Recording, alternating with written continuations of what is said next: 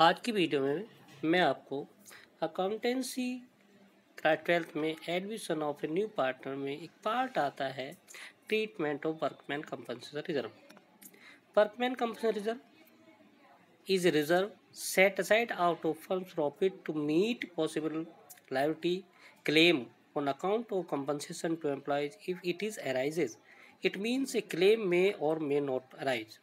It also means that claim may be equal to or less or more than amount of reserve. At the time of change in profit sharing ratio, it is treated as follows. Accounting treatment under different situations. जो workman compensation का हम treatment करते हैं उसकी अलग अलग situation है। Number of when claim against workman compensation reserve does not exist. Second, when claim for workman compensation exist. इसका फर्स्ट पार्ट है workman compensation claim is equal to the amount of workman compensation reserve. Second part है workman compensation claim is less than the amount of workman compensation reserve. Third है workman compensation claim is more than the amount of workman compensation reserve. इन दो case तीन condition दो condition और second condition के जो तीन पार्ट हैं इनको अलग अलग हम कैसे एंट्री बनाते हैं, इसको कैसे एडजस्ट करते हैं, उसके विषय में आज बताऊंगा। पहला था when claim against workman compensation reserve does not exist, means कोई भी क्लेम नहीं है। ऐसी स्थिति में वर्कमैन कंपनसेशन रिजर्व को हम ओल्ड पार्टनर के ओल्ड रेशियो में बांटकर एंट्री पास कर देते हैं। Second, when claim for workman compensation exist, जब वर्कमैन कंपनसेशन के विरोध में उसमें से कोई क्लेम हमारे ऊपर फर्म में कोई भी आता है तो उसके लिए ये कहता है कि number one, workman compensation claim is equal to the amount of workman compensation reserve.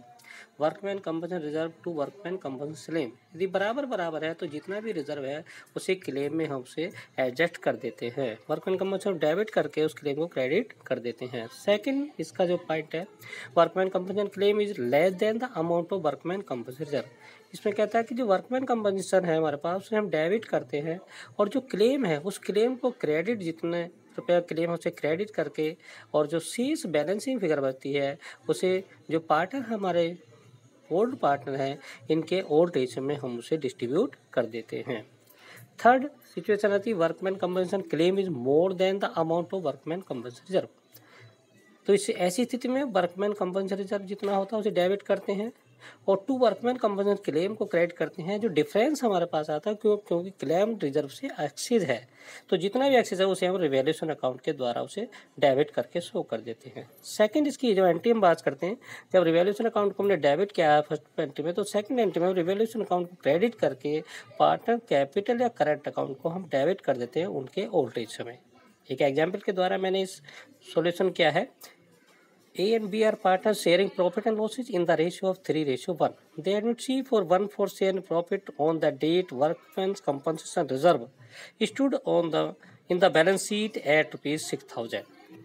Workman compensation 6,000 है। उसके बाद कहता है number one, workman compensation claim less workman compensation reserve. कैसे कहता है कि if workman compensation claim is ₹2,000, केवल क्लेम 2,000 है और रिजर्व हमारे पास 6,000 है तो हमने 6,000 workman WCR workman compensation WCR को हमने डेबिट किया और क्लेम जितना WCR क्लेम 2,000 और जो 4,000 बचा उसे हमने A और B में उनके 3:1 में डिस्ट्रीब्यूट कर दिया। Case two, there is no workman compensation claim, कोई भी वर्कमैन क्लेम नहीं है तो हमने वर्कमैन कंपनसेशन रिजर्व को डेबिट किया और जो पार्टनर हमारे पास थे old partner two A capital two B capital इनको हमने क्रेडिट किया इस उनके ओल्ड रेशियो में। मीन्स कितना था हमारे पास 3:1 हमारे पास ओल्ड रेशियो क्वेश्चन में दे रखा है इसे, तो हमने 6,000 को 4,500 और 1,500 के रूप में डिस्ट्रीब्यूट कर दिया। Case three, workman compensation claim exceed workman compensation reserve. ये वर्कमैन कंपनसेशन क्लेम इज ₹7,000। वो कहता है यदि जो क्लेम है वो 7,000 है और रिजर्व हमारा 6,000 है तो हमने WCR डिविडेंड रिवैल्यूएशन 1,000 और टू वर्कमैन कंपनसेशन क्लेम 7,000। उसी वजह से हमने वहाँ पर रिवैल्यूएशन को डेबिट किया तो यहाँ पर दूसरा इसका पार्ट बनाया रिवैल्यूएशन को क्रेडिट करेंगे और A और B जो ओल्ड पार्ट है उनके ओल्ड डेज में उसे डेबिट कर देंगे, 1,000 डिस्ट्रीब्यूट कर देंगे।